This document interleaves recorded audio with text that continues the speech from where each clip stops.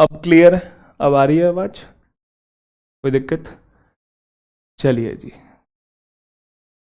चलो भाई शुरुआत करते हैं, बाकी सभी बच्चे आ जाएंगे फिर। गुड आफ्टरनून भाई, गुड आफ्टरनून।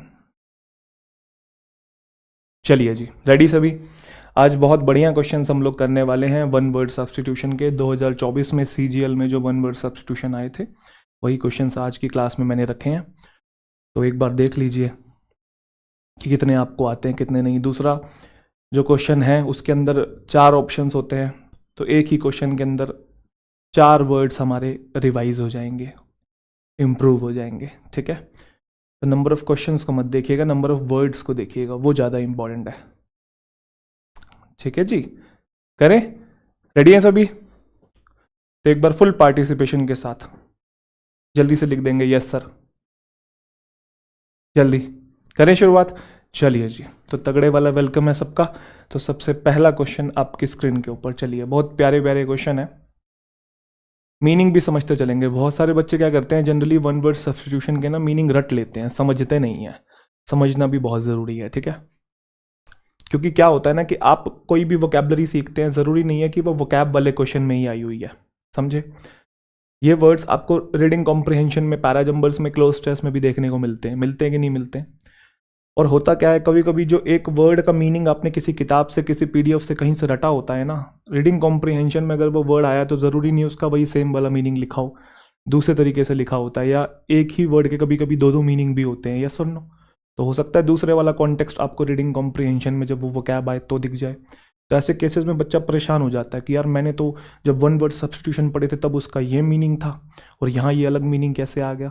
आप मेरा पॉइंट समझ रहे हो जो मैं बोलने की कोशिश कर रहा हूँ? तो आइए, तो सबसे पहला क्वेश्चन बहुत आसान है, one who does not show response to good and bad. देखो आंसर सबको पता है इसका, स्टोइक है। बट स्टोइक बेसिकली ऐसा इंसान होता है जब उसकी ज़िंदगी में कुछ बुरा चल रहा हो, जब वो फेलियर से जूझ रहा हो, तब वो एंशियस नहीं होता, डिप्रेस्ड नहीं होता। और जब उसकी ज़िंदगी में खुशियाँ आ जाए, हैप्पीनेस आ जाए, सक्सेस आ जाए, तो वो बहुत ज़्यादा एक्साइटेड नहीं होता, हाइपर नहीं होता। दोनों सिचुएशन में काम डाउन रहे, ये बेसिक मीनिंग होता है। एक फिलॉसफी भी होती है स्टोइसिज्म, सुना है आपने? वहीं से आया है स्टोइक, स्टोइसिज्म से आया है स्टोइक। तो स्टोइसिज्म बेसिकली एक ऐसी फिलॉसफी है जो आपको जीवन जीने की कला सिखाती है, ठीक है? उसके बारे में बाद में बात करेंगे, ये आंसर है। स्केप्टिक का क्या मीनिंग है, जल्दी से सभी बच्चे बता देंगे? स्केप्टिक का मतलब होता है ऐसा इंसान जो डाउटफुल हो, ठीक है? जो जनरली ये पता कहाँ यूज़ होता है, ये साइंटिफिक कॉन्टेक्स्ट में यूज़ होता है। कोई अंधविश्वास वाली बातें कर रहा है ना, आपको कह रहा है कि ये जड़ी बूटी खा ले, इससे तू ठीक हो जाएगा, या इससे तेरी ये चीज़ बढ़िया हो जाएगी, बट आपको डाउट हो रहा है कि ऐसा होगा कि नहीं होगा, तो यू आर बीइंग स्केप्टिक, इसी से बना है स्केप्टिकल, ठीक है? सिनिक क्या होता है? सिनिक सिनिकल से बना है। सिनिक एक ऐसा इंसान होता है जो डिस्ट्रस्ट करता है दूसरे लोगों को, मतलब वो ये मानता है कि सामने वाला कुछ भी कर रहा है ना वो अपने फायदे के लिए कर रहा है, सामने वाला जो भी काम कर रहा है उसके अंदर उसका फायदा है, ठीक है? तो लोगों को वो इस तरीके से देखता है कि लोग बड़े सेल्फिश हैं, यस और नो? और फोबिक तो आपको पता ही है, फोबिक, फोबिया से कितने सारे वर्ड बने हैं, क्लोस्ट्रोफोबिया है, हाइड्रोफोबिया है, साइनोफोबिया है, पढ़े हैं ना? एक्रोफोबिया है, सबने पढ़े, अभी आएंगे आगे चल के। चलिए जी, तो ऐसे ही सारे वर्ड्स के जो मीनिंग है साथ साथ समझते चलेंगे। इंपॉर्टेंट वर्ड्स हैं भाई, रटना नहीं है, जल्दबाजी नहीं करनी, आराम आराम से चलेंगे।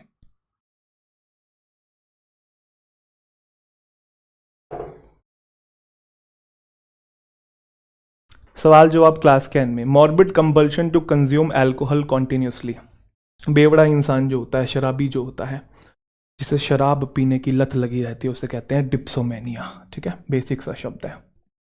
अच्छा, मैनिया और मैनियाक आपको पता है ना, लुनेटिक को बोलते हैं, पागल इंसान को बोलते हैं हम लोग, पागलपन हो किसी के अंदर किसी भी चीज़ का, तो शराब पीने का पागलपन।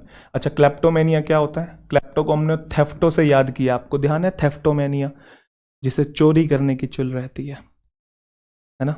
बेवजह कहीं पे कुछ भी जाएगा, किसी के घर में कोई चीज़ पड़ी होगी, किसी के घर में गया मिलने के लिए, फ्रिज में कोई चीज़ पड़ी है, उठा ली और जेब में डाल ली, चुराने का अंदर से क्रेविंग रहती है, ठीक है? अच्छा, ये बताएंगे सेटायरोमेनिया क्या होता है? पता है? ये वर्ड आपको नया दिख रहा होगा, बाकी तो बेसिक से थे, 1000 बार आपने पढ़े होंगे। सेटायरोमेनिया ये सटायर से, व्यंग्य से रिलेटेड नहीं है। कुछ बच्चों को लग रहा हो कि सटायरो मतलब सटायर मैनिया मतलब पागलपन, है ना? नहीं नहीं नहीं। सटायरोमेनिया का मतलब होता है ऐसा इंसान जिसके अंदर कंपल्सिव सेक्सुअल डिजायर होती है। समझ गए? ठरकी इंसान को बोलते हैं। लेचरस एक वर्ड होता है, लेसीवियस आपने सुना होगा इंग्लिश में, है ना? पर्वर्ट जिसे हम लोग कहते हैं। तो कंपल्सिव या फिर मॉर्बिड सेक्सुअल डिजायर। चलें चलिए जी, आंसर यहाँ पे था dipsomania. The question papers are placed in the lockers of the school in a way that they cannot be reached. Cannot be reached. Lustful, बिल्कुल सही। तो ये तो बहुत आसान है। इनएक्सेसिबल, जिसको एक्सेस ना किया जा सके। अफोर्डेबल तो आपको पता है, कोई चीज़ चीप है जिसे अफोर्ड किया जा सके। एफेबल हम लोग फ्रेंडली को बोलते हैं, बेसिक से शब्द है। आप मुझे ये बताइए, इर्रेप्रेसिबल का क्या मतलब होता है?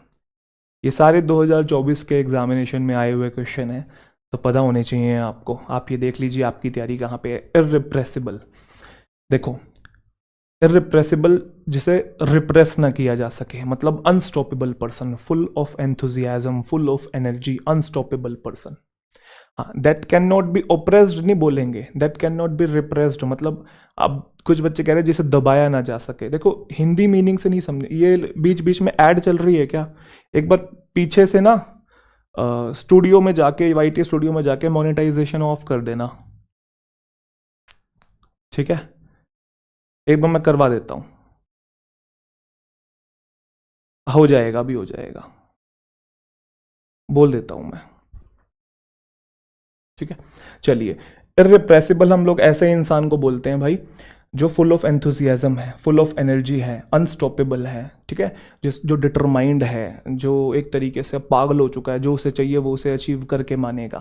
ठीक है जी, क्लियर? चलिए जी, तो आंसर यहाँ पे क्या है? इनएक्सेसिबल है। अगला देखेंगे जल्दी से। An order of law requiring people to remain indoors, basic सा है, नर्सरी लेवल का है, जनरल है, कर्फ्यू बोलते हैं इसे, ठीक है?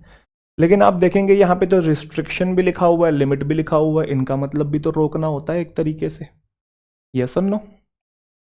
बट कर्फ्यू बेसिकली एक लॉ होता है, कानून, ऑर्डर जारी कर दिया सरकार की तरफ से कि आप घर में रहेंगे, घर से बाहर नहीं निकलेंगे। ये जनरली तब होता है जब कोई पॉलिटिकल टर्मोइल हो जाए कंट्री के अंदर, समझ गए? ठीक है जी। रिस्ट्रिक्शन जनरल वर्ड है, कहीं पे किसी भी चीज में रिस्ट्रिक्शन हो सकती है। इंपोर्ट में रिस्ट्रिक्शन है, एक्सपोर्ट में रिस्ट्रिक्शन है, पार्किंग रिस्ट्रिक्शन है, यहाँ आप स्मोक नहीं कर सकते, वो रिस्ट्रिक्शन है, जनरल है, वो ऑर्डर ऑफ लॉ नहीं होता है कि आप घर के अंदर रहेंगे। क्लियर? लिमिट भी बेसिक से वर्ड है, लिमिट और रिस्ट्रिक्शन सेम है। चेक इन हम लोग होटल में जब पहुंचते हैं और रजिस्टर करते हैं अपने आप को, तो वो चेक इन है, बेसिक सा शब्द है। कर्फ्यू की दो बातें आपको मैं और सिखाऊं, दो भी नहीं, तीन बातें बहुत इंपॉर्टेंट है, आपके काम आएगी। जब भी हम पर कर्फ्यू लगाते हैं ना, तो उसके साथ जो वर्ड यूज करते हैं वो यूज करते हैं इम्पोज अ कर्फ्यू। एक बार सभी बच्चे कमेंट सेक्शन में लिख भी देंगे, अगर आप लिख सकते हैं पार्टिसिपेट कर सकते हैं, क्योंकि आप लिखोगे तो याद रहेगा, या डायरी में लिख लीजिए साथ साथ। जब भी कर्फ्यू लगाते हैं तो हम बोलते हैं the government imposed a curfew, impose the curfew, कुछ भी बोल सकते हैं। जब कर्फ्यू हट जाता है तो हम बोलते हैं the official lifted the curfew, lift a curfew, ठीक है? जब लगाया जाता है तो इम्पोज, जब हटाया जाता है कर्फ्यू तो लिफ्ट। और कोई इंसान अगर कर्फ्यू को तोड़ देता है, जैसे चार बंदे यहाँ इकट्ठे नहीं हो सकते, घर से बाहर नहीं निकलना है, तो हम कहते हैं कि उसने कर्फ्यू को ब्रेक कर दिया है, ही ब्रोक द कर्फ्यू। समझ में आया सभी बच्चों को? कोई दिक्कत, कोई परेशानी? ये तीनों याद रखिएगा, इंपॉर्टेंट है, ठीक है? बहुत इंपॉर्टेंट है। चलिए जी, हम a person who sells and arranges cut flowers. चलिए चलिए, बहुत बढ़िया। A person who sells and arranges cut flowers. देखो उसने ना, एग्जामिनर ने किया क्या, ऐसे शब्द दिए हैं जो सारे के सारे फ्लावर्स से, प्लांट से रिलेटेड हैं, तो बच्चा कंफ्यूज हो जाता है ना। बिल्कुल सही, इसका जो आंसर होगा वो डी होगा। कुछ बच्चे ए बता रहे हैं, क्योंकि मुझे पता है वो भी कहीं ना कहीं प्लांट से रिलेटेड है, तो बेसिक डिफरेंस सीखेंगे। डी आंसर है। फ्लोरिस्ट एक ऐसा इंसान होता है, आपके भी शहर के अंदर एक ऐसी जगह होगी जहां पे फूलों को बेचा जाता है ना? अ पर्सन हु सेल्स, गाड़ियों को वहां सजाया जा रहा होता है शादी की, देखिए आपने, तो वो जो इंसान वो कर रहा होता है वो फ्लोरिस्ट है। अब इन तीनों में क्या डिफरेंस है जानेंगे। सबसे पहले बात करते हैं हॉर्टिकल्चरिस्ट की और गार्डनर की, इन दोनों में क्या डिफरेंस है। देखो जो हॉर्टिकल्चरिस्ट है वो हॉर्टिकल्चर से आया है, पॉइंट नंबर 1। हॉर्टिकल्चर क्या होता है? हॉर्टिकल्चर का मतलब है मैनेजमेंट ऑफ गार्डन कल्टीवेशन। समझे कि नहीं समझे? नहीं समझे? लार्ज पैमाने पे, बड़े पैमाने पे, नर्सरी देखते हैं अब, नर्सरी वगैरह जो होती है, तो वहां पे जो इंसान होता है जो पूरे उस गार्डन को मैनेज कर रहा होता है, या आपको भी कहीं पे अपने घर में गार्डन बनवाना है, समझे कि नहीं, बहुत बड़े लेवल पे, तो वैसा जो इंसान होता है जो गार्डन कल्टीवेशन को मैनेज करता है, प्लांट को एनहांस करने को स्टडी करता है कि प्लांट्स कैसे और बड़े बड़े हो सकते हैं, उसको बोलते हैं हॉर्टिकल्चरिस्ट। ये हॉर्टिकल्चर से आया, पॉइंट नंबर 1। तो सर गार्डनर भी तो वही होता है, गार्डनर होता वही है, बट ये छोटे पैमाने पे होता है। जैसे आप भी गार्डनर हो सकते हैं, मैं भी गार्डनर हो सकता हूं, बट आप और हम हॉर्टिकल्चरिस्ट नहीं हो सकते। ये स्पेसिफिक फील्ड होगी, इसके लिए आपको स्टडी करना पड़ेगा कि कैसे प्लांट्स को कल्टीवेट किया जाता है, कैसे वो बहुत बड़े होंगे, कैसे घना बाग होगा। समझे कि नहीं? दोनों में डिफरेंस है, ध्यान रखिएगा। ये छोटे पैमाने पे और ये बड़े पैमाने पे। क्लियर? तो बॉटनिस्ट कौन होता है? बॉटनिस्ट ऐसा इंसान होता है जो प्लांट्स को स्टडी करता है, फंडामेंटल लेवल पे जाके प्लांट्स की साइंटिफिक स्टडी करता है, साइंटिफिक स्टडी करता है। ठीक है, तीनों में डिफरेंस है। क्लियर है सभी बच्चों को? डाउट तो नहीं आएगा? उसकी बायोलॉजी को समझता है, क्लासिफिकेशन को समझता है, स्ट्रक्चर को समझता है, वो बॉटनिस्ट हो गया। तो सारे एक जैसे शब्द थे, डिफरेंस पता होना बहुत जरूरी है। क्लियर है जी? चलिए जी, चले आगे। चलो जी, अगला देखेंगे। स्मॉल स्मॉल कह रहा हूँ small group of people, small है। अभी कुछ दिन पहले की बात है, मैं मेंस का बैच जब पढ़ा रहा था, तो उसमें ना एक वर्ड आया था कापी, ऐसे करके, कापी, और वो एक ड्रिंक थी। ठीक है, और मैंने देखा यार ये तो मैंने सुनी नहीं है, ये किस तरीके की ड्रिंक है, और उसके बारे में बहुत बात हो रही थी कि बेवरेज है, लोग इसे कंज्यूम करते हैं। फिर मैंने सर्च किया, फिर मैंने देखा एक्चुअल में कॉफ़ी को ही कापी बोला हुआ है। और ये कापी बोला कहाँ जाता है? ये साउथ में जनरली है ना, कॉफ़ी का कापी और मैं सोच रहा ये नई ड्रिंक कहाँ से आ गई कापे, अय्यर, वेद गोपाल राज गोपाल अय्यर है, मत्तु स्वामी चिन्नी स्वामी राजशेखर नहीं नहीं यार, मजाक कर रहा हूँ भाई, मजाक कर रहा हूँ। कोई साउथ से हो तो दिल पे ना ले यार, एक्सेंट एक्सेंट है ना। कुछ बच्चे जनरली ना, मैंने ये चीज़ नोट करी है कि अपने रीजनल एक्सेंट को बोलना ना प्रेफर नहीं करते हैं जब इंग्लिश बोलते हैं तो, है ना। बट मैं हमेशा से बात बोलता हूँ, एक्सेंट मैटर नहीं करता है, मैटर ये करता है कि आपने बात क्या बोली, सामने वाले को आपने अपने जो विचार हैं अच्छे से कन्वे कर दिए हैं, अपने ओपिनियंस जो हैं वो अच्छे से कम्युनिकेट कर दिए हैं, वो इंपॉर्टेंट होता है। चाहे आप उसे फिर बिहारी एक्सेंट में बोलो, अंग्रेजी, पंजाबी एक्सेंट हो, हरियाणवी टच हो, कैसा भी टच हो, है ना। चलिए, a small group of people who spend their time together and do not welcome other people into that group, तो इसे बोलते हैं क्लीक। एक बार बैठे बैठे बोलेंगे, इसे क्लिके नहीं कहते, क्लीक बोलो वहीं पे, क्लीक। स्मॉल ग्रुप होता है और वो आपस में ही मिलजुल के रहते हैं और दूसरे बंदों को अपने ग्रुप में आने नहीं देते। जैसे शादी में नहीं होता, जीजे की सालियां हैं, 3 सालियां हैं, इकट्ठी मिल के रह रही हैं, जीजू के जूते चुराऊंगी, जीजू के जूते हैं, और 1-2 सालियां और हैं, उनको अपने ग्रुप में ऐड नहीं कर रही है क्योंकि फिर पैसे बांटने पड़ेंगे हैं। तो क्लीक है small group of people who spend their time together and do not welcome other people into that group. Clear है जी? स्क्वाड क्या होता है? स्क्वाड भी ग्रुप ऑफ पीपल को बोलते हैं, बट ये इंक्लूसिव होता है, ये अपने ग्रुप में लोगों को ऐड कर लेते हैं, आ जाओ भाई आ जाओ, सारे अपने भाई हैं। लेकिन ये जो क्लीक होता है ये एक्सक्लूसिव होता है, ये अपने ही मिलजुल के रहते हैं, किसी और को अपने ग्रुप में ऐड नहीं करते हैं। कूल कजन्स टाइप, समझ गए?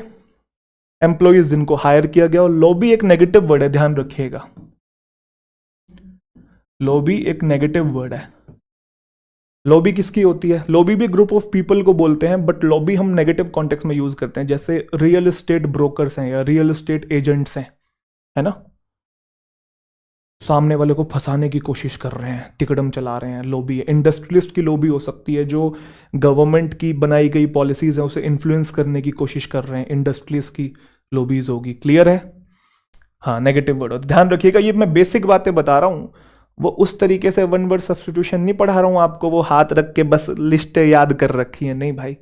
कॉन्टेक्चुअल मीनिंग समझा रहा हूँ, बहुत इंपॉर्टेंट है, काम आएंगी। सिर्फ वोकैब वाले क्वेश्चन के लिए वोकैब इंपॉर्टेंट नहीं होती, हर जगह काम आती है। A place where fruit trees are grown.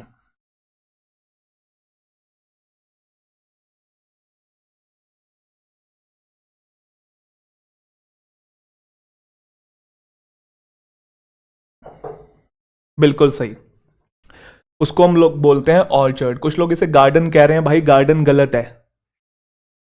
कुछ लोग गार्डन बता रहे हैं, गार्डन गलत है, क्योंकि गार्डन में आप प्लांट्स, वेजिटेबल, फ्रूट्स, हर चीज को उगा सकते हैं। बट सिर्फ फ्रूट ट्रीज के लिए जो हम टर्म यूज करते हैं वो ऑर्चर्ड यूज करते हैं। जैसे मैंगो ऑर्चर्ड हो गया, एप्पल ऑर्चर्ड हो गया हिमाचल प्रदेश में, ठीक है। इसे की बोलते हैं शायद, एक बार इसकी प्रोनाउंसिएशन चेक करें। इसकी एक बार प्रोनाउंसिएशन, क्वे नहीं बोलते, क्वी बोलते हैं। देख लेते हैं क्या हो गया, क्या फर्क पड़ रहा है। की बोलते हैं, ठीक है, क्वे नहीं बोलेंगे। की बेसिकली एक ऐसा एरिया होता है जहां पे शिप्स जो है लोड होते हैं और अनलोड होते हैं, है ना, समझ गए।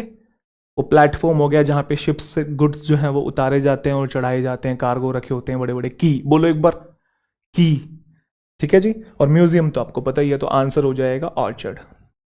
A government by the officials, nursery level का न जाने कितनी बार पूछ रखा है, हर बार पूछता है। इसे कहते हैं हम लोग bureaucracy. Bureaucracy basically system of management होता है जिसमें जो मेजर डिसीजन होते हैं वो स्टेट ऑफिशियल्स लेते हैं, जैसे आईएएस, आईपीएस, ब्यूरोक्रेट्स जिनको हम लोग बोलते हैं, रादर देन इलेक्टेड रिप्रेजेंटेटिव, वो नहीं लेते हैं, ठीक है।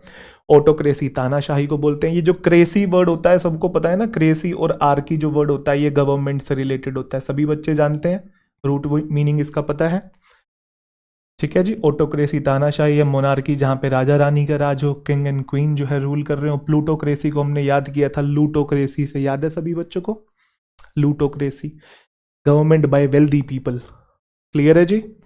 चलिए भाई पढ़ाई कर लो ये बीच बीच में यार, ये हुडी वुडी क्या चल रहा है यार, पढ़ लो प्लीज, है ना। An often imaginary place or state of utter perfection and happiness.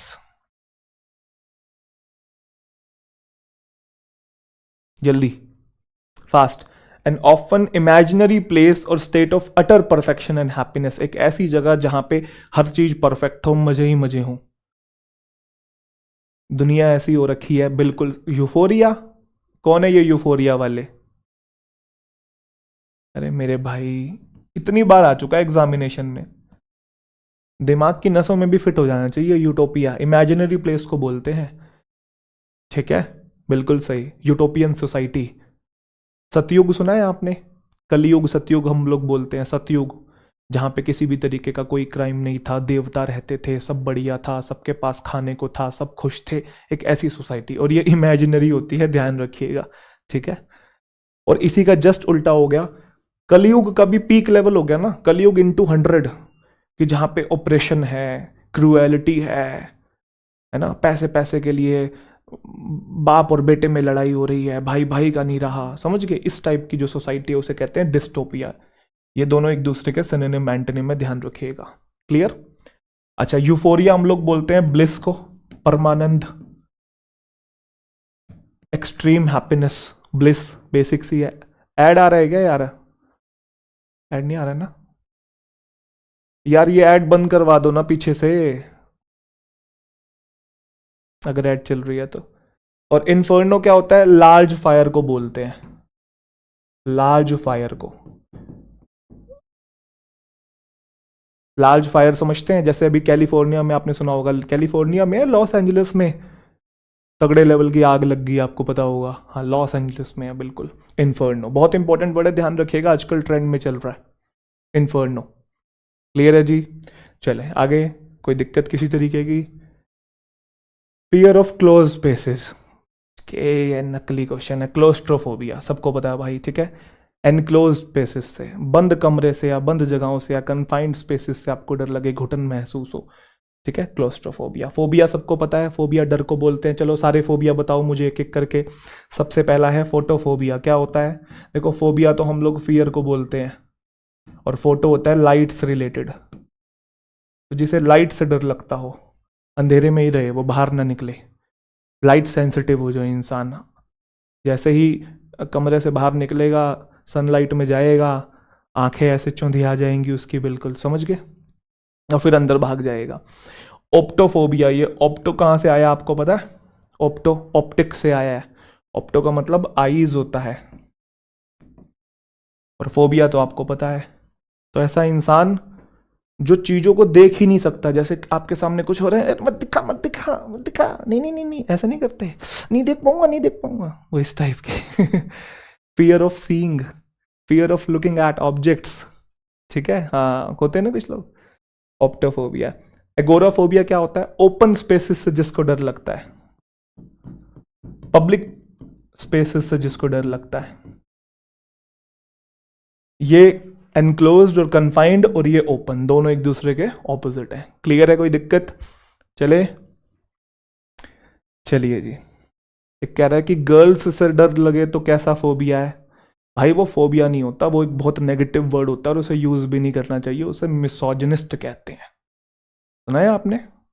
Misogynistic personality बहुत नेगेटिव वर्ड है, और ये तुम मजाक मजाक में यूज तो कर रहे हो, बहुत लोगों के लिए ये ट्रॉमा बन जाती है, तो ऐसी बातें ना ही करे तो बढ़िया है दोस्तों, ठीक है।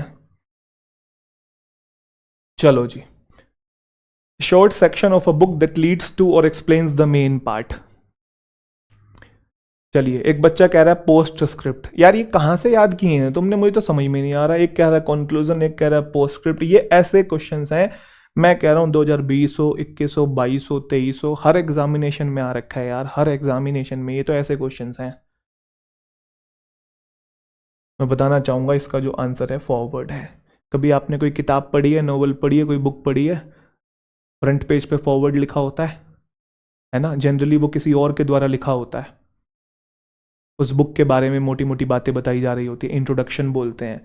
Short section of a book that leads to or explains the main part, introduction को बोलते हैं। प्रीएम्बल, फॉरवर्ड, बिल्कुल सही, इंट्रोडक्शन। अच्छा, कुछ बच्चे ना इस वाले शब्द को इस वाले शब्द से कंफ्यूज कर लेते हैं। कितने बच्चों ने किया है पहले कभी कंफ्यूज? और अगर आपको मीनिंग पता है तो बताओ। बिल्कुल सही। देखो, ये शॉर्ट इंट्रोडक्शन होता है, और इसका मतलब होता है टू मूव फॉरवर्ड, आगे की तरफ बढ़ना, मार्च फॉरवर्ड बोलते हैं ना, ऐसा। दोनों में डिफरेंस है, ध्यान रखिएगा। कंक्लूजन तो एंड वाला पार्ट होता है। अच्छा, पोस्ट स्क्रिप्ट और पैराफ्रेज में क्या डिफरेंस है, जानते हैं? चलो आओ देखते हैं। सबसे पहले पोस्ट स्क्रिप्ट की बात करते हैं। जैसे मैं आपको एग्जांपल देता हूं, जैसे आपकी, मान लो आपकी महिला मित्र से लड़ाई होगी एग्जांपल के तौर पे, ठीक है, मान लो, मानने में क्या जा रहा है, लड़ाई होगी, और आपने व्हाट्सएप पे उसे गुस्से गुस्से में बहुत कुछ लिख के भेज दिया कि तू ये है, तू वो है, तू मुझसे लड़ती है, तू मुझसे बात नहीं करती, ये है, तू ऐसा कहती है, वैसा कहती है, ये नहीं चलेगा, वो नहीं चलेगा, 50 चीज़ें आपने लिख के भेज दी। और आखिरी में आपको लगा यार ज़्यादा ही लिख दिया, मुद्दे की बात लिख देता हूँ साथ में, और आपने PS डाल के लिख दिया, PS लिख के, और आगे लिखा I love you. PS post script. Post मतलब बाद में, स्क्रिप्ट मतलब लिखना। कहने का मतलब है जब आपने बहुत सारी बातें कह दी या मुद्दे की बातें कह दी और आपको लगे कि आप इंपॉर्टेंट बात भूल गए हो, तो PS डाल के फिर उस बात को बाद में लिखना, उसे कहते हैं पोस्ट स्क्रिप्ट।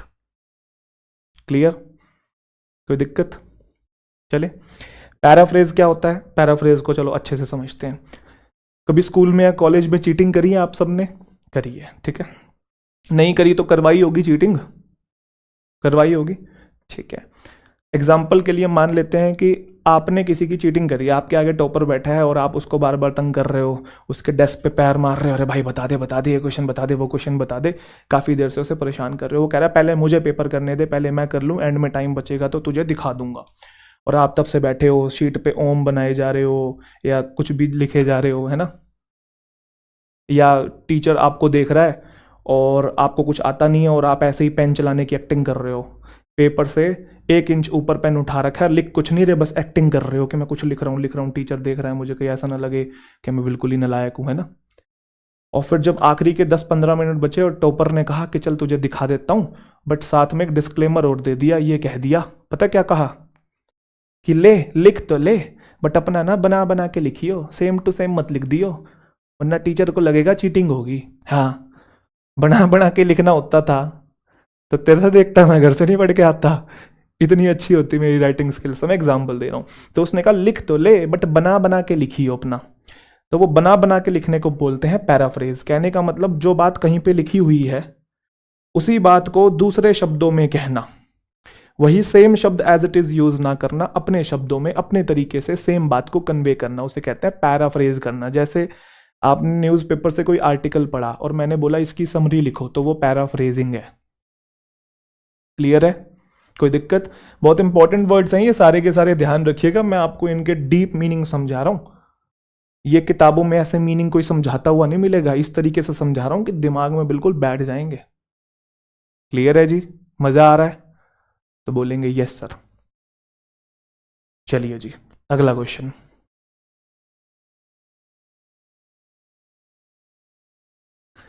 क्वेश्चंस को काफी टिपिकल बनाया हुआ है।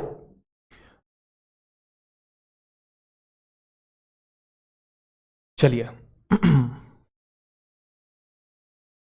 बिल्कुल सही। Choice between two unsatisfactory alternatives. जब दो चीजों के बीच में आपको डाउट हो कि ये करूं कि वो करूं, और दोनों ही आपको नहीं करनी हो, तो उसको बोलते हैं डिलेमा। प्रॉब्लम तो वो होती है जिसका हम सॉल्यूशन ढूंढते हैं, कुछ भी हो सकती है वो तो।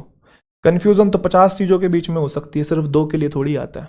और डिफिकल्टी किसी ऑब्स्टिकल को बोलते हैं, तो डिलेमा आएगा। ठीक है? जैसे एग्जांपल के लिए कोई इंसान है, वो नौकरी करता है और उसे वो जगह बिल्कुल पसंद नहीं है, लेकिन उसे फिर भी करनी पड़ रही है क्योंकि पैसा आ रहा है, फाइनेंशियली वो थोड़ा सा स्ट्रोंग हो रहा है उस जॉब की वजह से। बट वो अपना पैशन भी फॉलो करना चाहता है, बट वहाँ पे उसको डाउट है कि उसमें उसको रिजल्ट मिलेगा कि नहीं मिलेगा। तो दोनों अनसेटिस्फैक्टरी ऑल्टरनेटिव नहीं होंगे कि जॉब कर रहा है और जॉब पसंद नहीं है बट करनी पड़ रही है। पैशन को फॉलो कर नहीं सकता, पता नहीं उससे कुछ होगा कि नहीं होगा। दोनों अनसेटिस्फैक्टरी चीज़ें हो रही हैं। ठीक है? तो उसके बीच में उसको डाउट हो रहा है कि ये करूँ कि वो करूँ, तो डिलेमा बोलते हैं। ये कॉन्टेक्स्ट होता है। Despite recent superficial moves toward political reconciliation, Libya remains in the grip of a blood-stained, corrupt military exclusive circle of people with a common purpose। ये इतना लंबा चौड़ा जो दे रखा है ना एक बच्चे को कंफ्यूज करने के लिए, यहाँ से यहाँ तक तो कोई मतलब ही नहीं है, यहीं से पढ़ के समझ में आ रहा है। और ये वही क्वेश्चन है जो अभी थोड़ी देर पहले हमने पढ़ा था, और मैं आपको बता रहा था ना एक्सक्लूसिव। वो मैं एक्सक्लूसिव इंक्लूसिव क्यों लिख रहा था स्क्वाड के आगे?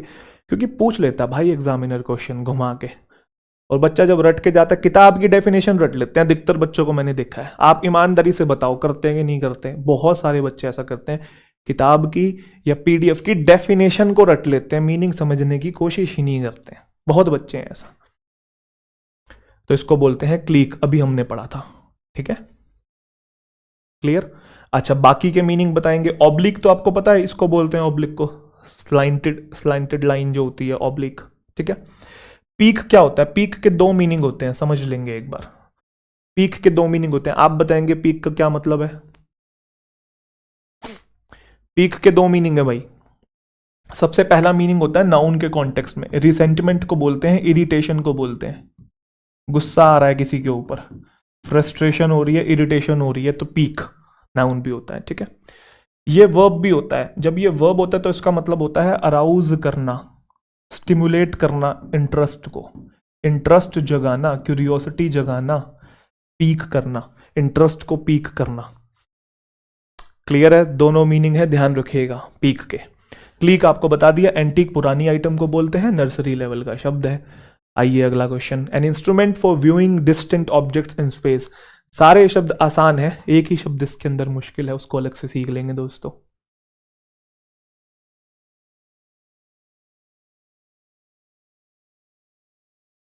घुमक्कड़ मेरे भाई पढ़ ले, घुमा दूंगा वरना पूरा सैर करा दूंगा बेटे। चलिए जी, बहुत आसान है। डिस्टेंट ऑब्जेक्ट्स, स्पेस में जो दूर ऑब्जेक्ट्स हैं, स्टार्स को आप देख रहे हैं, एस्टेरॉइड्स को देख रहे हैं, गैलेक्सीज को देख रहे हैं, किसके थ्रू देखते हैं? टेलीस्कोप के थ्रू। नर्सरी लेवल का क्वेश्चन था। बाकी के मीनिंग बताएंगे। देखो ये तो डिस्टेंट ऑब्जेक्ट्स के लिए हो गया, ये स्मॉल ऑब्जेक्ट्स के लिए हो गया। बहुत बेसिक है। स्मॉल ऑब्जेक्ट्स को जब आप किसी इंस्ट्रूमेंट से देखते हैं, बाइनोकुलर्स बेसिकली दूरबीन होता है। दोनों आंखों से जब आप इंस्ट्रूमेंट से, दोनों आंखों से किसी इंस्ट्रूमेंट के थ्रू, आप जनरली ये बर्ड्स के लिए यूज करते हैं हम लोग। आप बर्ड्स को देख रहे हो, आप घूमने जाते हो कहीं पे नेशनल पार्क में, तो एनिमल्स को आप लोग देख लेते हो, है ना, बाइनोकुलर से। या फिर स्पोर्ट इवेंट्स भी बाइनोकुलर से देखे जाते हैं। मैं आपको इनकी एप्लीकेशन भी बता रहा हूँ कि कहाँ कहाँ पे ये यूज़ हो रहे हैं, ठीक है।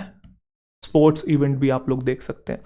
अब ये क्या होता है स्पेक्ट्रोग्राफ, इसके बारे में मुझे बताएंगे, कितने बच्चे जानते हैं? गूगल नहीं करना है किसी ने भैया, ईमानदारी से बताना है स्पेक्ट्रोग्राफ क्या होता है।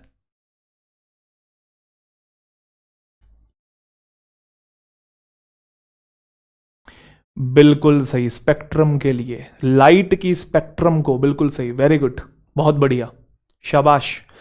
स्पेक्ट्रोग्राफ एक ऐसा इंस्ट्रूमेंट होता है जो लाइट के स्पेक्ट्रम को, है ना, लाइट के स्पेक्ट्रम को, वेवलेंथ को बेसिकली इंटरप्रेट करता है, समझे।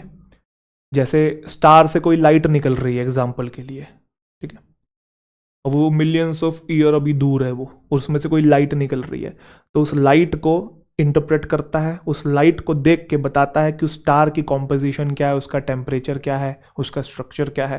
समझ गए जी, क्लियर है।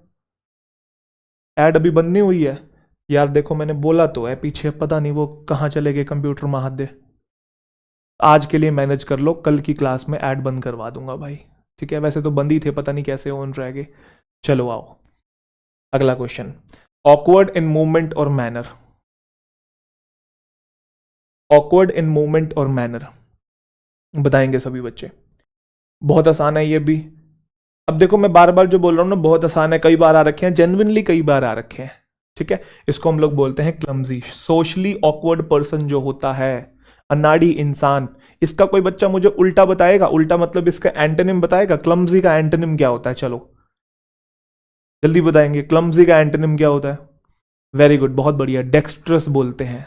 पढ़ा है आपने, डेक्स्ट्रस मतलब स्किलफुल पर्सन। एक और वर्ड सुना होगा आपने, एम्बी डेक्स्ट्रस, यस और नो? वेरी गुड, शाबाश। तो क्लमजी अनाड़ी, डेक्स्ट्रस मतलब स्किलफुल पर्सन, बिल्कुल सही। चले, कोई दिक्कत? हाँ, एडप्ट भी बोलते हैं, वेरी गुड। अच्छा, अलर्ट आपको पता है, इम्बैलेंस भी बेसिक से शब्द है, क्लाउनिश मतलब जोकर है इंसान। चलिए जी अगला देखते हैं, a person who is train to travel in a spacecraft, क्या ही पूछा हुआ है, एस्ट्रोनॉट, ठीक है। बाकी के मीनिंग जल्दी से देख लेंगे। एंथ्रोपोलॉजिस्ट क्या होता है? ऐसा इंसान जो ह्यूमन सोसाइटी को, ह्यूमन कल्चर को, मैनकाइंड को स्टडी करता है। एंथ्रोप जो वर्ड है वो मैनकाइंड से रिलेटेड होता है। जैसे मिज़एंथ्रोपिस्ट आपने वर्ड सुना है, अभी आपने सुना होगा इलॉन मस्क ने जॉर्ज सोरोस को ये बोला है कि तुमने इसे अवार्ड तो दे दिया है, बट ये सदी का ऐसा इंसान है जो कि मानवता से, ह्यूमैनिटी से हेट करता है, ये मिज एंथ्रोपिक पर्सन है। सुना है आपने? तो मिज का मतलब हेट होता है, और एंथ्रोप जो आया है वो मैनकाइंड से आया है, क्लियर। अब हमें नहीं पता भाई मैनकाइंड को कौन हेट करता है, ये तो इनका चलता ही रहेगा। एल्केमिस्ट ऐसा इंसान होता है जो बेस मेटल को गोल्ड में तब्दील कर दे, बेसिक सा शब्द है, किताब भी है, ठीक है। पोलो कोलो क्या है उनके, मेरे को एग्जैक्ट ऑथर के नाम ध्यान नहीं आ रहे। क्यूरेटर जो म्यूजियम की देखभाल करे, ठीक है जी। चलो जी अगला देखेंगे, failing to give proper care and attention, failing to give proper care and attention, बहुत अच्छा क्वेश्चन है ये सभी बच्चे,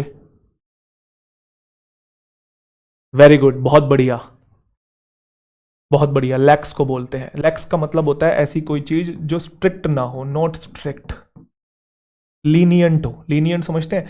जैसे आपको पनिशमेंट मिली और बहुत ज़्यादा पनिशमेंट नहीं मिली, ठीक है, जाने दिया, आपको हल्के में छोड़ दिया।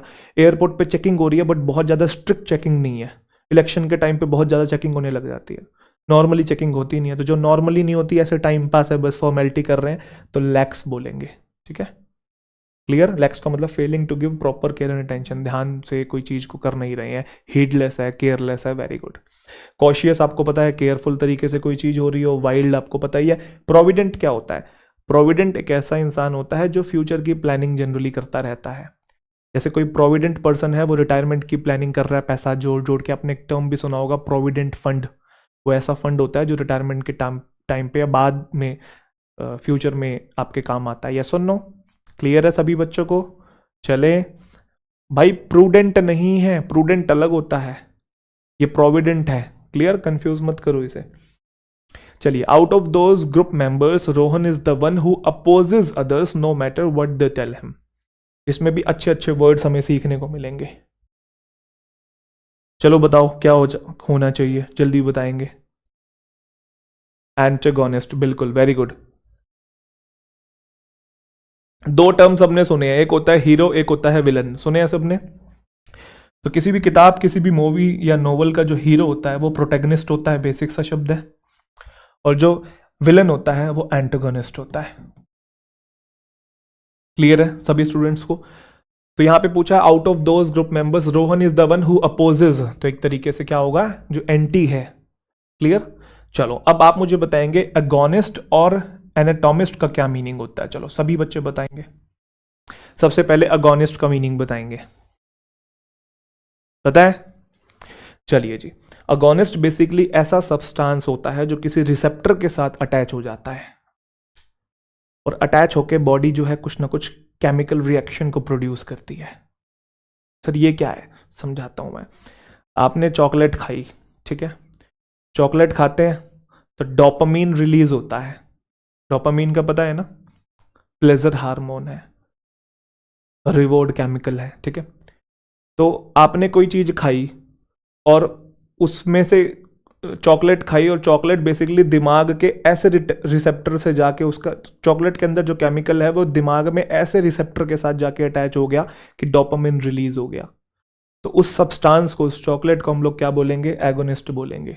मैं बेसिक वे में बता रहा हूं, हालांकि ये बहुत टिपिकल वर्ड है, ठीक है, बेसिक तरीके समझ में आया। तो ऐसा कोई सब्सटेंस जब आप बॉडी में उसे कंज्यूम करो और बॉडी किसी तरीके का रिएक्शन दे, पॉजिटिव रिएक्शन दे, नेगेटिव रिएक्शन दे, उसे एगोनिस्ट बोलेंगे। क्लियर है? एक बच्चा कह रहा है दैट कॉजेज एगोनी, नहीं ये मीनिंग नहीं होता, क्योंकि एगोनी का मतलब होता है दुख या दर्द, बट ये वर्ड अलग। हाँ, कैटलिस्ट बोल सकते हैं, बिल्कुल। अच्छा, एनाटोमिस्ट क्या होता है? एनाटोमिस्ट वो इंसान होता है जो एनाटॉमी करता है, एनाटॉमी को पढ़ता है। एनाटॉमी क्या होता है? Study of structure of living things. ये स्ट्रक्चर जो है ह्यूमन बॉडी का, हाथ कैसे काम करते हैं, पैर कैसे काम करते हैं, लंग्स कैसे काम करते हैं, इस स्ट्रक्चर को समझना, उसको बोलते हैं एनाटॉमी। एनाटॉमी को करने वाला, पढ़ने वाला, वो क्या होगा? एनाटॉमिस्ट। क्लियर है सभी बच्चों को? कोई दिक्कत? चलिए जी, आ जाइए, अगला देखेंगे।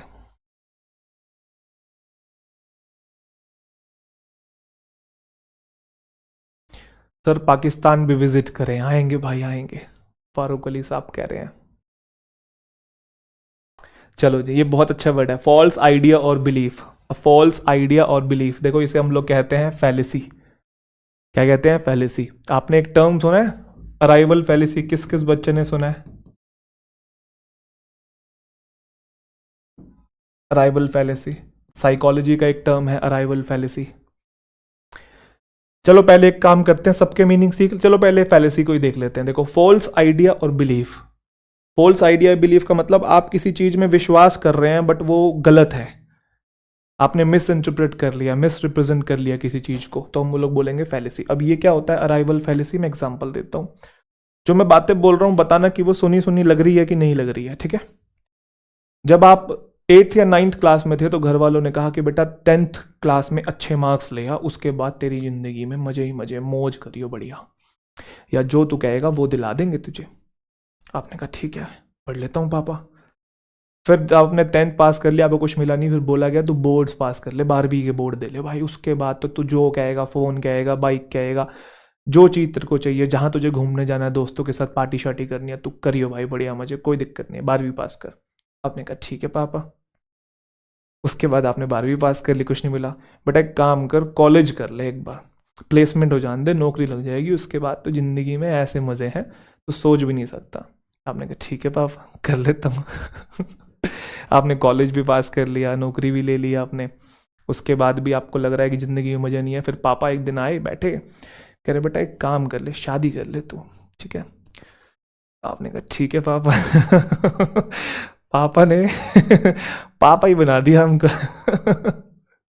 तब भी ज़िंदगी में मज़े नहीं है। तो कहने का मतलब है कि हमारे दिमाग में ये बात डाली गई है कि जिंदगी में जब आप किसी स्टेज पे पहुंच जाओगे तो स्टेज पे पहुंचने के बाद जिंदगी में मजे हैं, यस और नो? बट ऐसा है नहीं, तो उसी को बोलते हैं अराइवल फैलेसी, फॉल्स आइडिया और फॉल्स बिलीव है। समझ में आया सभी बच्चों को? कोई दिक्कत? तो जिंदगी जो है वो आज में है, अभी में है, कल का पता नहीं क्या होगा। बीते हुए कल की चिंता, है ना,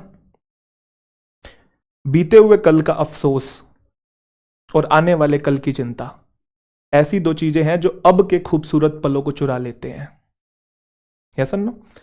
तो प्रेजेंट मूवमेंट में छोटे होते थे हमें कहा जाता था कि बी प्रेजेंट, हमको फर्क भी नहीं पड़ता था इन चीज़ों से, हम सोचते थे क्या मोटिवेशन। आज समझ में आता है कि प्रेजेंट मूवमेंट में रहने के लिए क्यों कहा जाता था और उसका क्या मीनिंग होता था।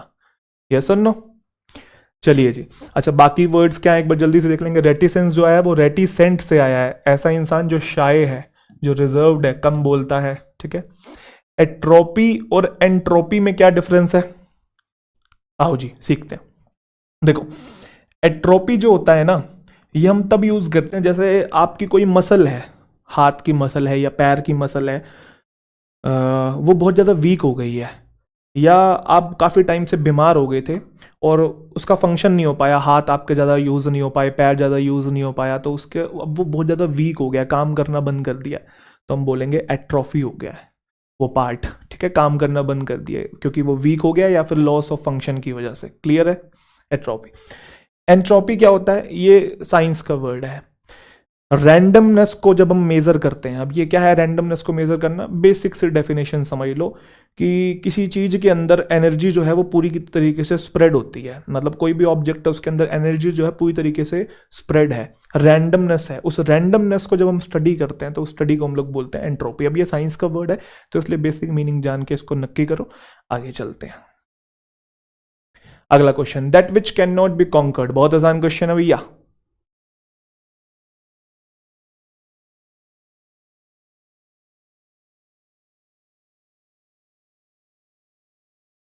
रितु जी पढ़ाई कर लीजिए। That which can not be conquered, जिसे हराया ना जा सके, है ना, जिसके ऊपर जीत ना हासिल की जा सके, वो क्या है?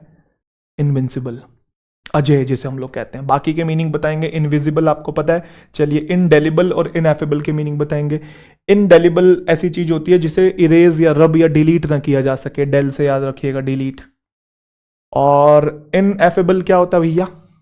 इनएफेबल का मतलब है ऐसी कोई चीज जिसे एक्सप्रेस ना किया जा सके। आप कहीं घूमने गए और आपने उस जगह की ब्यूटी देखी और आपने कहा यार मतलब सररियल मैन, मजा आ गया, है ना, मैं एक्सप्लेन नहीं कर सकता वहां की चीज, बस एक्सपीरियंस ही कर सकता हूं। ठीक है, तो इनएफेबल हो गया। क्लियर है सभी बच्चों को? तो आज के लिए इतना ही रखें, इतना ही रखते हैं। वैसे तो मैं और भी लाया था वर्ड्स, बट कोई बात नहीं, आज इतना ही रखते हैं। चलिए जी, तो बाकी बच्चे जा सकते हैं, जिन्होंने जनरल सवाल जवाब पूछने हैं वो बच्चे रुक सकते हैं, वरना क्लास को फिर आज वाइंड अप करते हैं भैया। ठीक है, कैसी लगी क्लास? एक तो कमेंट सेक्शन में बताया करो। चलो मैं 2-3 क्वेश्चन दे दूं आपको, 2-3 क्वेश्चन दे देता हूं, मुझे बताना एक बार। मुझे ये बता दीजिएगा, in Indian mythology most of the asuras wish to be never able to die. Comment section में मुझे 21वें क्वेश्चन का आंसर।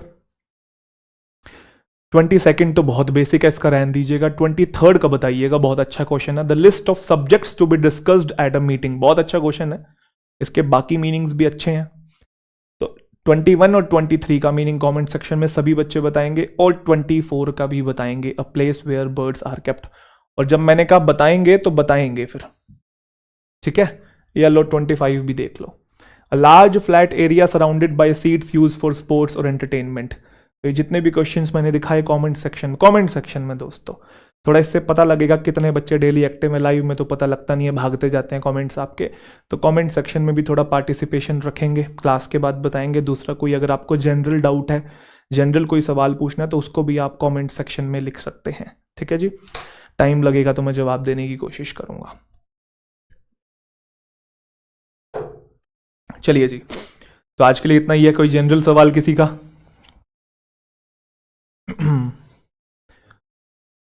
जा सकते हैं, बाकी जो जाना है, जिसको सवाल जवाब पूछना है वो रुक सकते हैं, जिनको जनरल डिस्कशन सुनना है, क्योंकि जनरली होता क्या है ना, जब हम डिस्कशन करते हैं ना, तो कुछ बच्चे जो सवाल पूछ रहे होते हैं वो इतने जनरल होते हैं कि वो सभी बच्चों के लिए हेल्पफुल होते हैं। तो आप रुकना चाहें तो रुक सकते हैं। ठीक है सर, वोकैबलरी कैसे याद करें? देखो भाई, वोकैब के ऊपर ना मैंने एक वीडियो बनाई हुई है, लगभग 1 घंटे की। आप सर्च करेंगे वोकैबलरी बाय तरुण ग्रोवर तो वो आपके सामने आ जाएगी, उसे देखिएगा। बाकी एक टिप मैं आपको वोकैब के लिए देना चाहता हूं, एक टिप देना चाहता हूं, चलो बता ही देता हूं, बोल के लिख के क्या बताओ। वोकैब जो है वो तभी याद होगी जब ये जो मैं फ्रेज नहीं, जो क्लोज अभी मैं बोलने वाला हूं, उस क्लोज को आप दिमाग में बिठा लेंगे। पता क्या? Repetition is the mother of all learning. Repetition is the mother of all learning, repetition is the mother of all learning. जितना रिपीट करेंगे भाई उतना वो आपके जहन में बैठेगी, जितना यूज करेंगे भाई, जितना उसकी रिवीजन करेंगे।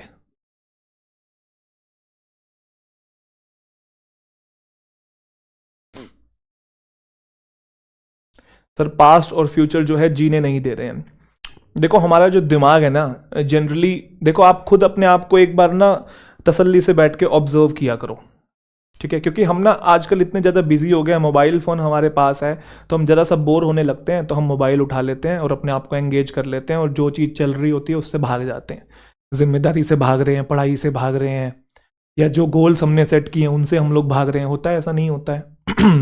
क्योंकि डिवाइस आज के टाइम पे हमारे पास है।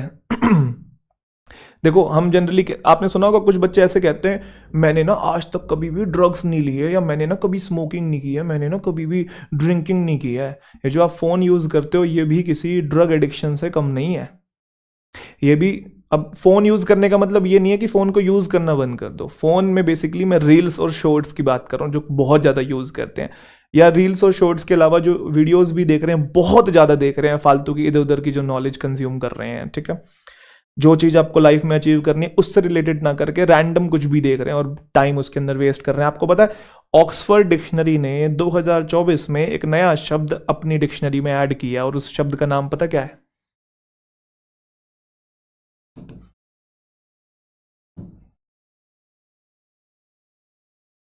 इस साल 2024 में, पिछले साल, ब्रेन रोट। और ये पता क्यों ऐड किया है? ये इसी वजह से ऐड किया है क्योंकि जो हम रील्स और शॉर्ट्स देख के जो रैंडम कंटेंट हम देख के हमने अपने दिमाग को जो सड़ा लिया है। रॉट का मतलब क्या होता है? सड़ना, गलना। इतना ज़्यादा मतलब दिमाग के ऊपर लोड डाल दिया है हमने, जो कि यूजलेस है ना? हमको लगता है कि हमारा टाइम पास हो रहा है, मज़ा हो रहा है, एंटरटेनमेंट का एक सोर्स है, जबकि ऑक्सफोर्ड वाले ये कह रहे हैं कि भाई ये तो ब्रेन रोट करता है। रील्स मैनिया है, रील्स का पागलपन है, रिलेरिया हो रखा है। तो मैं ये बताना चाह रहा था कि हमने ना आज के टाइम पे बोर होना ही छोड़ दिया है। पता है आपको पहले के टाइम पे क्या होता था? हम बहुत ज़्यादा बोर होते थे, और आपको पता है एक स्टडी में ये बात कही गई है कि जितना इंसान बोर होगा उतना ज़्यादा उसके दिमाग में क्रिएटिव आइडियाज़ आएंगे, उतना ज़्यादा वो अपने आप से जुड़ा रहेगा जितना वो बोर होगा। तो हमने तो बोर होना छोड़ ही दिया है, क्योंकि जैसे ही हम बोर होते हैं हम लोग डिवाइस उठाते हैं और रील पेलना शुरू कर देते हैं। ये सुनना, या कुछ भी जो भी मन कर रहा है। तो एक तरीके से ये एस्केपिज्म नहीं है, अपनी जिम्मेदारियों से या अपनी रिस्पॉन्सिबिलिटीज से भागना एस्केपिज्म है, ठीक है? हाँ, सारे काम कर करके जो आपके गोल्स थे, जो आपके शेड्यूल था, जो टू डू लिस्ट थी, वो आपने पूरी कर लिया। उसके बाद आप चलो 10-15 मिनट, आधा घंटा कुछ अपने आप को एंटरटेन करना चाहते हैं, that's a different thing all together. हाँ कि ना? बट वही 3-3, 4-4 घंटे, अब आप, हो सकता है आप ना करते हो, बट बहुत सारे लोग करते भी हैं। आप में से हो सकता है कुछ लोग ना करते हो। मैं सबको एक तराजू में नहीं तोल रहा हूँ भाई, समझे कि नहीं? है ना? तो पॉइंट ये है कि थोड़ी बोर होने की आदत डालिए, एस्केपिज्म का शिकार मत बनिए, ठीक है? जितना बोर होंगे अपने आप से जुड़ाव बना रहेगा। अपने आप से पूछ के जानते रहिए, क्योंकि आपकी सच्चाई आप खुद जानते हैं। यस और नो? हम जनरली पता क्या करते हैं, यूट्यूब पे ना दूसरों को देखते हैं, दूसरा मुझे आगे बताएगा, कुछ ज्ञान की बात दे दे, है ना? आज ये मोटिवेशनल वीडियो देख ली, आज वो देख ली, आज इसकी बात सुन ली, आज उसकी बात सुन ली, आज इस बुक की समरी देख ली, या कुछ भी हम लोग यूट्यूब पे जनरली या दूसरी चीज़ों में ढूंढते रहते हैं अपनी ज़िंदगी का इलाज या अपनी ज़िंदगी की प्रॉब्लम्स का सोल्यूशन। यस और नो? खुद से कभी नहीं पूछते हैं, खुद से बैठ के कॉपी पेन कभी नहीं उठाते हैं, खुद से अपने गोल्स को कभी नहीं लिखते हैं। आज के टाइम पे यूथ के अंदर जितनी, जितने, सच बताऊं मैं, क्लैरिटी नाम की तो चीज़ ही नहीं है। लिटरली बता रहा हूँ, आधे से ज़्यादा लोगों को ही नहीं पता है कि करना क्या है ज़िंदगी में, बस कर रहे हैं, धड़ल्ले से चल रहे हैं, हर दूसरी चीज़ से वो इन्फ्लुएंस्ड हो रहे हैं। तो उसका सिर्फ एक ही इलाज है, कॉपी पेन उठाइए, जर्नल राइटिंग की शुरुआत कीजिए, लिखने की शुरुआत कीजिए, अपने गोल्स लिखिए, अपने ऑब्जेक्टिव्स लिखिए, अपने थॉट्स लिखिए, अपने इमोशंस लिखिए। तो अपने आप से आप रूबरू होंगे। जितना अपने आप को जानेंगे उतना अपने आप को बेहतर समझ पाएंगे, जितना बेहतर समझ पाएंगे उतना बेहतर बना पाएंगे। आपको लग रहा होगा ये ओल्ड स्कूल एडवाइस है, बट बहुत काम की प्रैक्टिकल टिप दे रहा हूँ, ठीक है? मेरी भी एज कोई बहुत ज़्यादा नहीं है भाई, मैंने भी 22-23 साल में ही पढ़ाना शुरू कर दिया था। उस टाइम पे ही मुझे समझ में आ गया था इन चीज़ों के बारे में। तो वो आपको एक भाई वाली सलाह दे रहा हूँ। ठीक है जी, इसका कुछ आंसर बता रहे हैं क्या? चलो जी, तो आज के लिए फिर इतना ही रखते हैं भाई, मुलाकात करते हैं नेक्स्ट क्लास के अंदर, है ना? कल मिलते हैं। चलिए जी, थैंक यू सो मच।